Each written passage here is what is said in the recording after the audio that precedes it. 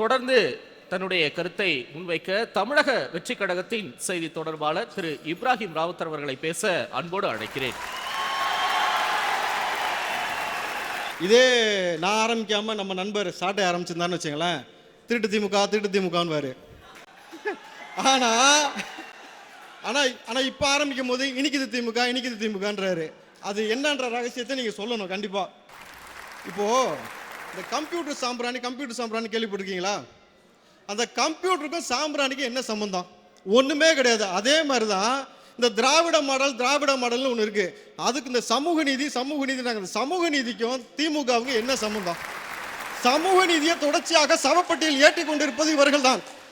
பெண்களுக்கு பாதுகாப்புன்னு சொல்லி பயங்கரமா உருட்ட வேண்டியது. தொடர்ச்சியாக இங்கே கஞ்சா பிடிபட்டு கொண்டே இருக்கிறது. மாசு சொல்றாரு 0% கஞ்சா, 0% கல்டிவேஷன். அப்ப இது வரைக்கும் பிடிபட்டதெல்லாம் கஞ்சாவா கருவேப்பிலையா சார்?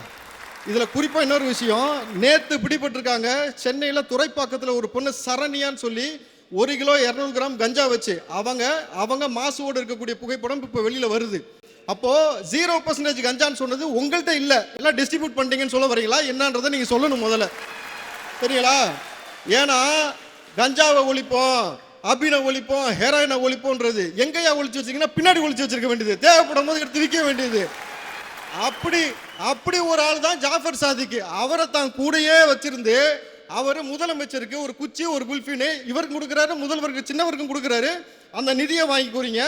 உங்ககிட்ட காவல்துறை இருக்கு, உளவுத்துறை இருக்கு, எல்லாத்தையும் வச்சுக்கிட்டு உங்க கூட இருக்க ஒருத்தன் வந்து ஹெராயின் அதாவது மெத்து கடத்துறான் சர்வதேச நாடுகள்ன்றது உங்களால் கண்டுபிடிக்க முடியல. சார் ஒரே ஒரு விஷயம் தான் எனக்கு டவுட்டு. உங்கள்கிட்ட காவல்துறை இருக்கு, உளவுத்துறை இருக்கு, எவ்வளவு பெரிய அமைச்சர் பெருமக்கள் இருக்காங்க, IAS அதிகாரி இருக்காங்க, IPS இருக்கிறாங்க, ஒட்டுமொத்த சிஸ்டமும் உங்க கையில் இருக்கும் பொழுது காசியப்பம் பாத்திர கடையிலிருந்து ஒருத்தன் கப்பு வாங்கிட்டு வந்தான் சார். உலக கோப்பையில போய் நான் ஜெயிச்சிருக்கேன் அப்படின்னு சொல்லிட்டு இதுல என்ன வேடிக்கைனாக்கா, ஏங்க ஒரு உலக கோப்பை ஜெயிச்சாக்கா 1 கப்பு கொடுப்பாங்களா 2 கப்பு கொடுப்பாங்களா? சின்னவரை பார்க்கும் போது ஒரு கப்பு, முதலமைச்சரை பார்க்கும் போது ஒரு கப்பு. இது என்னடா கொடுமையா இருக்குன்னு விசாரிச்சு பார்த்தா அவனுக்கு பாஸ்போர்ட்டே இல்லையா. அதை விட ஆனா அவனுக்கு அரசாங்க வேலை தருகிறோம் அறிவிப்பு வந்தது, அவனுக்கு வீடு கொடுக்க போறோம் அறிவிப்பு வந்தது. இதை உச்சபட்சமா அந்த போதை கலாச்சாரம் என் இளைஞர்களை எந்த அளவுக்கு நாசம் பண்ணிருக்குனாக்கா, சின்ன பிள்ளைகள் இன்னைக்கு கிளாஸ் ரூம்ல குடிக்கிற காட்டுல வருதா வரலையா?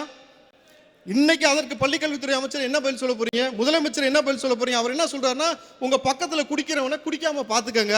இதை என் வேலையா உங்க வேலையா? ஏங்க டாஸ்மார்க் மூடுறதுக்கு உங்க வேலையா எங்க வேலையா? அதாவது தொடர்ச்சியாக வெளியிலிருந்து வருதுன்றாங்க. தொடர்ச்சியாக இந்த மக்களை வதைக்கிறது. நான் உண்மையை சொல்லுங்க, இங்க இருக்கக்கூடிய எல்லாருமே நடுத்தர மக்கள் தான், எல்லாருமே நாம் உட்பட. மாச கடைசியான உங்க கையில ஒரு 5000 ரூபாய் இருக்கா சார்? வீட்டு வரி, சொத்து வரி, பால் வரி, மின்சார கட்டணம், பேருந்து கட்டணம், இருக்கிற எல்லா கட்டணத்தையும் உயர்த்த வேண்டியது. இவர் கேட்டா வெளிநாட்டுக்கு போறாராம். வெளிநாட்டுக்கு போயிட்டு பலாயிரம் கோடி முதலீடு கொண்டு வந்திருக்கேன்றாரு. அப்போ பலாயிரம் கோடி முதலீடு இங்க உள்ள வர்த்தகமா வந்திருக்குன்னா என் மக்கள் மீது இருக்கக்கூடிய வரிச்சுமை கூடணுமா குறையணுமா? குறைஞ்சிருக்கணும். இங்க குறைஞ்சிருக்கா?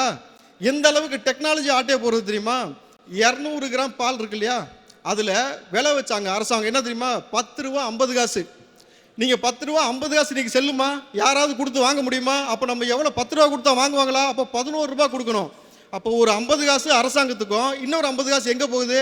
இந்த 10 ரூபா பாலாஜின்னு ஒருத்தர் இருக்கார்ல, அவர் செஞ்ச ஸ்ட்ராட்டஜியை பால் பாக்கெட்ல உள்ள வச்சுட்டு என் மக்களை வந்து நான் பாதுகாக்கிறேன், என் மக்களுக்காக சமூக நீதி ஆட்சி செய்கிறேன், என் மக்களை நான் வந்து இனி இந்த லட்சத்துல 200 வெல்லுவோமா. அதாவது கொடுக்கறது 200 கொடுத்து மைண்ட்ல 200 உட்காந்துருச்சு. எல்லாத்துக்கும் 200 சார். ஒரே ஒரு விஷயம் தான் சார், வழியா அந்த நாட்டை நீங்க ஆட்சி செஞ்சு கொண்டு இருக்கிறீங்கல்ல, உங்களால என் மக்களின் பேரன்பை ஏன் பெற முடியல? நீங்க அந்த மக்களுக்கு சாராயம் கொடுக்க வேண்டியது இருக்கு, பிரியாணி கொடுக்க வேண்டியது இருக்கு, பஸ் அரேஞ்ச் பண்ண வேண்டியது இருக்கு, அவங்களை கூப்பிட்டு வந்து உட்கார வைக்க வேண்டியது இருக்கு. நீங்கள் ஏற்கனவே நடத்துனீங்க இளைஞரணி மாநாடு, அதுல நீ உன் வேலையை பாரு நான் என் வேலையை பாரு சீட்டு விளையாண்டுட்டு இருந்தாங்க. இந்த முறை ஒன்று நடந்துச்சு. இவர் இங்க பேச ஆரம்பிச்சுன்னு உன்னை கொடுத்த காசுக்கு 1/2 மணி நேரம் தான் கிரேஸ் பீரியட்னு செவ்வறு ஏறி கூச்சிட்டே இருக்கிறான். இதுல இந்த வாழைத்தாறு, தென்னங்கொலை, ஆப்பிள்னு கெட்டுறீங்களா வரிசையா? எதுக்கு அதை கெட்டுறீங்க? முதல்ல கெட்டுட்டு அந்த மக்கள் வந்து அந்த வாழைத்தாரையும் கொலையும் அறுத்துட்டு போறத அதை ஒரு விமர்சனமா நீங்க பாக்குறீங்கல்ல, சத்தியமா நான் அவலமா பாக்குறேன். ஒரு கொலை வாழைத்தார் வாங்க முடியாத அளவுக்கு என் தமிழ்ல இருக்காங்க, என் மக்கள் இருக்காங்க. அவனை கொண்டு போய் பிச்சைக்கார பையன் மாதிரி நிக்க வச்சு அவனை கேவலப்படுத்தி சோத்தை போட்டு அவனை இந்த நொடி வரைக்கும் என்ன சொல்றீங்க? ரேஷனுக்கு வா, உனக்கு 3000 ரூபாய் கொடுக்குறேன், ரேஷனுக்கு வா, நீ அதை வாங்கிக்க. போன முறை வெள்ளம் கொடுத்தாங்க, எங்க எப்படி கொடுத்தாங்க? கசிஞ்சு போன வெள்ளம். அதற்கு முன்னாடி சக்கரை பொங்கலுக்கு சக்கரை பொங்கலுக்குன்னா சர்க்கரையா கொடுப்பீங்க? இது தொடர்ச்சியாக இந்த முறை பார்த்தீங்கன்னாக்கா எலெக்ஷன் நெருங்கினோடனே 3000 ரூபா கொடுத்துட்டு நாங்கள் மக்களை காப்பாற்றுக்கிறோம். உண்மையாலுமே நீங்கள் மக்களை எப்படி காப்பாற்றணும்? மாதம் மாதம் மின் கட்டணம் குறைக்கிறீங்களா? குறைச்சிங்களா? 500 ரூபாய் கட்டினாலும் 5000 ரூபாய் கட்டிக்கிட்டு இருக்கிறான். அவனுக்கு வேலை வாய்ப்பை ஏற்படுத்தி கொடுத்தீங்களா? இந்த இளைஞர்களுக்கு பாதுகாப்பு ஏற்படுத்தி கொடுத்தீங்களா? எந்த ஒரு பிடிப்புமே இல்லாமல் இங்கே வந்து நம்ம சாட்டை ப்ரோ கொஞ்ச நாளாக ரொம்ப சேட்டை ப்ரோ, அதை நான் வெளிப்பட சொல்லணும். ஏன்னா தனிப்பட்ட முறையில் நானும் அவருமே சேர்ந்து அவருடைய சேனல்லே உட்காந்து திமுகவை அடி அடி நடிச்சிருக்கிறோம். அதெல்லாம் வந்து நாங்கள் 2 பேரும் இந்த நிகழ்ச்சி நடந்திருக்கு. ஆனால் இன்றைக்கு அரசியல் களத்துக்குள்ளே நீங்கள் வந்த பொழுது நீங்கள் சொன்ன வார்த்தை, இந்த 2 திராவிட கட்சிக்கு மாற்றாக தான் நான் வந்திருக்கேன்னு சொன்னீங்க. உள்ளபடி நான் ரொம்ப சந்தோஷப்பட்டேன்.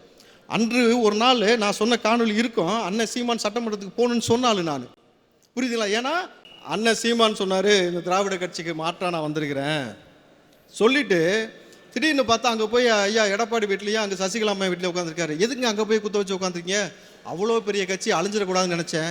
உங்களுக்கு என்ன அக்கறை? யாருக்கும் இல்லாத அக்கறை, பராசக்தி டேலாக் மாதிரி பேசுவோமே, அது ஒரு பக்கம் போயிட்டு இருக்கு. இன்னைக்கு எனக்கு என்னன்னாக்கா, இப்போ தளபதி விஜய் அவர்கள் இவ்வளோ பெரிய வருமானத்தை விட்டுட்டு இந்த மக்கள் தொடர்ச்சியாக பேரு பணம் புகழ் எல்லாம் கொடுத்த பிறகு என் மக்கள் இந்த இடத்துல கஷ்டப்படுறத கண்ணுக்கு முன்னாடி பார்க்குறோம். குழந்தைகளுக்கு பாதுகாப்பு இல்லை, வேலை வாய்ப்பு இல்லை, சமூகத்தில் ஒரு மாற்றம் ஏற்படவே இல்லை அப்படின்னும் பொழுது சினிமாவை விட்டு இன்றைக்கு வந்தவர்கள் பல நபர்கள் பார்த்தீங்கன்னாக்கா தார்சிலேட்டு தூக்கிட்டு போய் அந்த விட்டு கொடுத்துட்டு அந்த பக்கம் திமுக பக்கம் இருக்கிறாங்க. பல பேர் வரேன்ட்டு வரவே இல்லை. ஆனால் சினிமாவிலிருந்து ஒரு நபர் வருவதாலேயே சினிமாவின் பின்னால் செல்லாதீர்கள் அப்படின்னாக்கா, சினிமாக்காரன் பின்னாடி போகவே கூடாதுன்னு தொடர்ச்சியாக நீங்கள் பேசுறீங்கன்னாக்கா, முதல்ல இந்த அரங்கத்திலிருந்து இறங்கி அங்கே போய் உட்கார வேண்டியது நம்ம சாட்ட ப்ரோவும் நம்ம போஸ் வெங்கட்டும் தான். ஏன்னா மிகச்சிறந்த நடிகன். ஏன்னா ஒரு இதில் ஜட்ஜா நடித்தார், ஒரு இதில் வந்து கான்ஸ்டபிளாக நடித்தார். அதுக்கப்புறம் பார்த்தீங்கன்னாக்கா மிமிக்ரி அவர் மாதிரி பண்ண வராதுங்க. இப்போ நடிச்சிங்கல்ல போலீஸ் ஆகுறதுல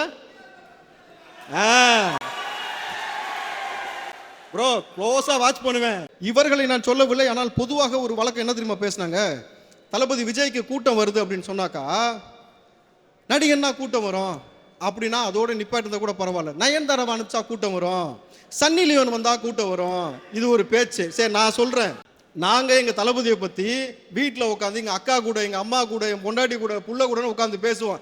நீ அதே மாதிரி சன்னி லியோனை பற்றி வீட்டில் உட்காந்து பேசுவியான்னு கேட்குறேன். இந்த கேவலமான அரசியலை நிப்பாட்டிக்கங்க. எங்களுக்கு பிஜேபின்னு எங்க மீது முத்திர குத்துறீங்க. நல்லா தெரிஞ்சுக்கங்கப்பா, திமுக பிஜேபியோட கூட்டணி வச்சிருச்சு, அதிமுக கூட்டணி வச்சிருச்சு, புரியுதுங்களா? கூட்டணி வைக்காத ஆட்கள் நம்ம தான். ஆனால் நீங்க அதுல வந்து அதுல திருமாவளவன் எடுத்துக்கிட்டோம், மருத்துவர் எடுத்துக்கிட்டோம், எல்லாமே கூட்டணி வச்சிருக்கீங்க. அப்போ கூட்டணி வைக்காத நபர்கள் கூட்டணி வைத்து விடுவோம் என்பதற்காக நான் பிஜேபி பி டீம்னா வச்சா நீங்க யாரு? புரியுது? அப்ப நீங்க தான் பி டீம். அப்போ அந்த பி டீம் சி டீம்னு சொல்லாம மக்களுக்கு நல்லது செய்ய வந்திருக்காங்களா இல்லையா அதை மட்டும் பாருங்க. இங்க தொடர்ந்து சமூகத்துல எவ்வளவு திமுக ஒரு தீய சக்தி, பாஜக என்ன சக்தி சார்? நீங்க இப்ப அவர் என்ன பேசல, உங்களுக்கு ஒரு ஆசை அவ்வளவுதானே, பேசிடுவோம் விடுங்க. உலகம் முழுக்க கொரோனா என்ற கொடிய நோய் வந்த பொழுது ஓடி ஓடி ஓடி ஓடி போய் மருந்தை கண்டுபிடிச்சிக்கிட்டு இருந்தாங்க. மருந்தை கண்டுபிடிச்சு இந்த மக்களை காப்பாற்றணும்னு துடிச்சிக்கிட்டு இருந்தாங்க. நம்ம பிரதமர் விளக்கேத்து கைத்தட்டு கொரோனா போயிரும்னாரு.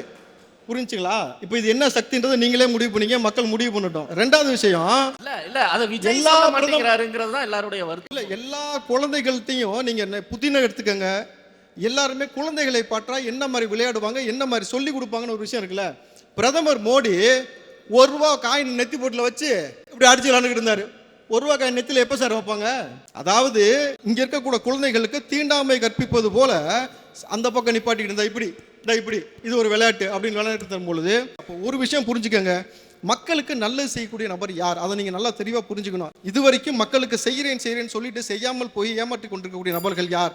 இந்த 2 விஷயத்தை நீங்கள் பாருங்க. தளபதி விஜய் அவர்கள் இன்னைக்கு வந்ததுக்கு பிறகு இளைஞர்கள் அரசியல் மையப்படுத்தப்பட்டிருக்காங்களா இல்லையா? இன்னொரு விஷயம் சொல்லணும், நான் முதல்வன் திட்டத்தை பற்றி சார் சொன்னார்.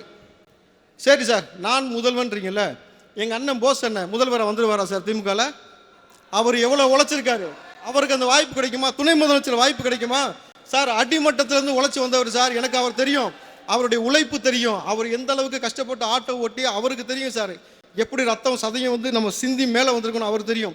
அவருக்கு ஒரு பெரிய பொறுப்பு கொடுத்துருவீங்களா?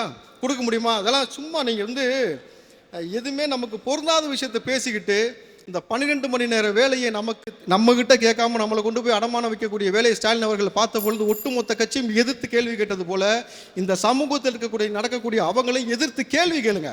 அப்ப நீங்க கேள்வி கேட்டால் மட்டும்தான் மாற்றம் பிறக்கும்.